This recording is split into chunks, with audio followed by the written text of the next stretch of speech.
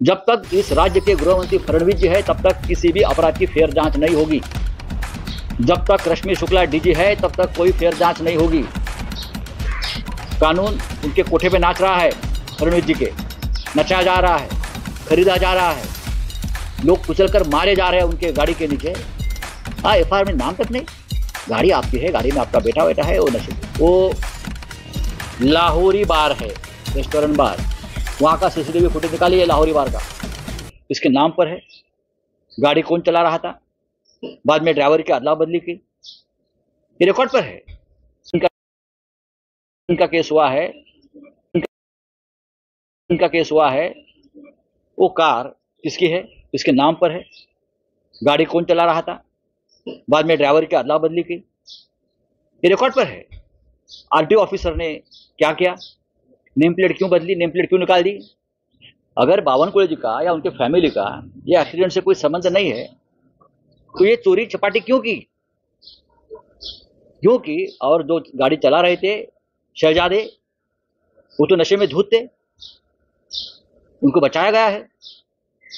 ये सब मामला सामने आने के बाद कानून व्यवस्था कितनी उध्वस्त हो गई है, खास करके जहां फडणवीस जहां से आते हैं गृह मंत्री, उस शहर का हाल देखिए।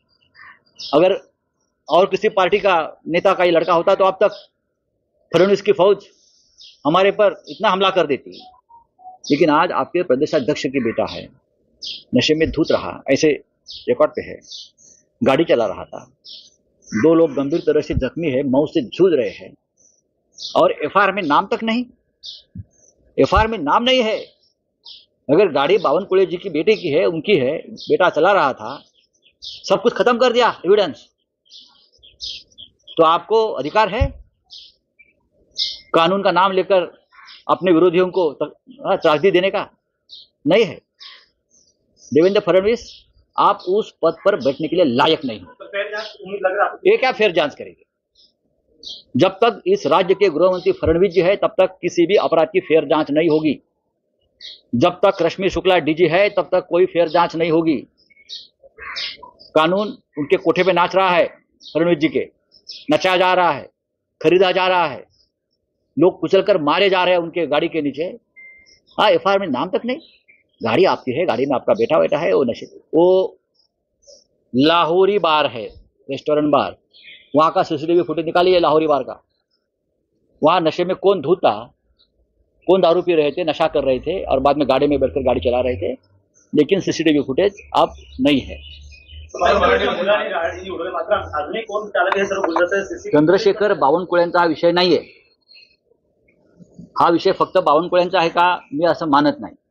या राज्यातल्या कायदा आणि सुव्यवस्थेचा जो कचरा झालेला आहे, म्हणजे कायदा 2 आहेत का, एका बाजूला नरेंद्र मोदी समान कायद्याच्या गोष्टी करतात ना, कायदा सगळ्यांसाठी सारखा, पण या राज्यात तसं नाहीये। जर दुसरं कोणी अशा प्रकारचा गुन्हा केला असता आणि तो दुर्दैवाने विरोधी पक्षातल्या नेत्याचा मुलगा असता तर देवेंद्र फडणवीस आणि बावनकुळे यांच्या ज्या फौजा आहेत त्या तुटून पडल्या असत्या आमच्यावर। पण आज तुमचे प्रदेशाध्यक्षांचा मुलगा आता स्पष्ट दिसतोय, गाडी तुमची आहे बावनकुळ्यांची, गाडीनं 6 गाड्यांना ठोकर मारली, 4 लोक जखमी आहेत, त्यातले 2 अत्यंत गंभीर स्वरूपात जखमी आहेत आणि ते जीवन मरणाशी झुंज देत आहेत नागपूरला। लाहोरी बारमधून नशेत धूत होऊन हे लोक गाडी बसले आणि गाडी चालवत गेले, गाड्या ठोकरल्या। त्यानंतर 2 ठिकाणी 2 वेळा झालं, हे सीसीटीव्ही फुटेज गायब केलेले आहेत नेहमीप्रमाणे। त्यानंतर नंबर प्लेट गाडीची काढून टाकली, पहा तुम्ही, गाडीचे मालक जर बावनकुळ्यांचे चिरंजीव का बावनकुळे आहेत, मग एफआयआर मध्ये नाव का नाही? गाडीची मालकी तुमच्याकडे आहे, मग गाडी कोण चालवत होतं? ड्रायव्हरची अदलाबदली झाली, स्वतः गाडी चालवत होते महाशय शहजादे युवराज, पण अपघात झाल्यावर ड्रायव्हरला बसवला आणि ड्रायव्हरचं नाव घेतलं, म्हणजे ही जी रंगसफेदी चाललेली आहे। हा या राज्यातला कायदा आहे फडणवीसजी, आपण गृहमंत्री आहेत ना, आपण शपथ घेतलेली आहे संविधानाची की मी सगळ्यांशी समान न्यायानं वागेन म्हणून, पण या देशामध्ये, या राज्यामध्ये गरिबांना सामान्यांना एक न्याय, आणि तुमच्या पक्षातल्या मोठ्या लोकांच्या मुलांना बाळांना त्यांना वेगळा न्याय।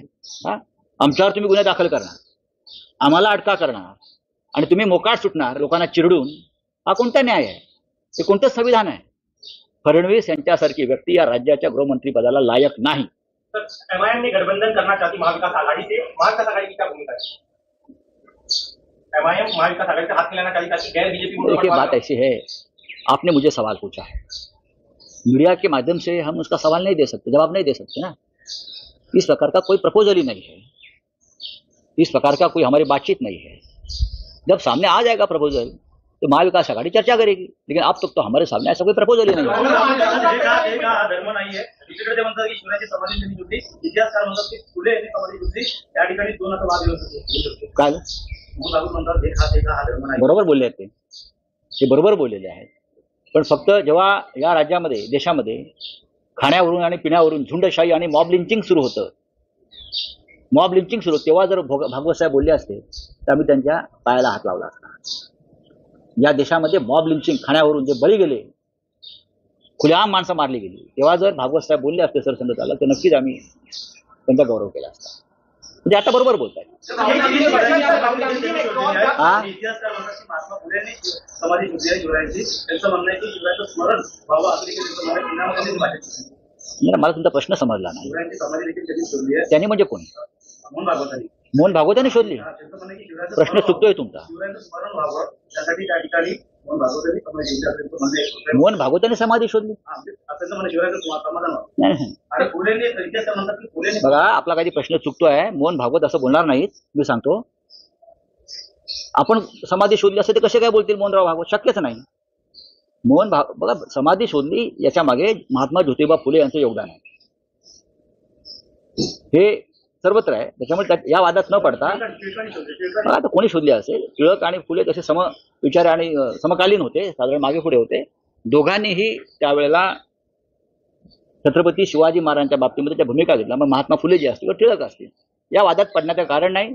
छत्रपती आमचं दैवत आहे, समाधी रायगडावर आहे, त्याचं स्मरण आणि त्याची निगा आपण राखली पाहिजे। राहुल गांधी ने वर्जीनिया यूएसए में जाके बयान दिया कि इंडिया में, भारत में एक जात दूसरी जात से कम है, एक लैंग्वेज दूसरी लैंग्वेज से कम है, कुछ राज्यों के नाम लिए कि ये राज्य इनसे कम है।